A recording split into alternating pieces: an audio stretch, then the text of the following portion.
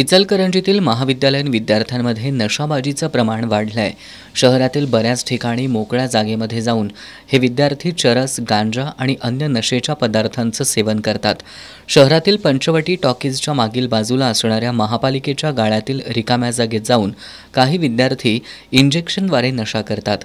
याच गाळ्यातील एका दुकान मालकानं या ठिकाणी जाऊन विद्यार्थ्यांना तुम्ही इथं काय करता असं विचारलं असता यावेळी या विद्यार्थ्यांनी त्यांना उडवाउडवीची उत्तरं दिली आणि त्यांनाच दमदाटी केली।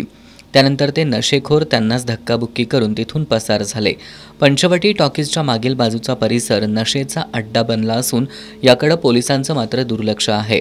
नशेबाज विद्यार्थ्यांवर कठोर कारवाई करावी अशी मागणी सध्या जोर धरू लागली आहे। नशेचे पदार्थ कुठून येतात याचा शोध पोलिसांनी घेण्याची गरज असून पालकांनी सुद्धा आपली मुलं काय करतात याकडे लक्ष देणं गरजेचं आहे।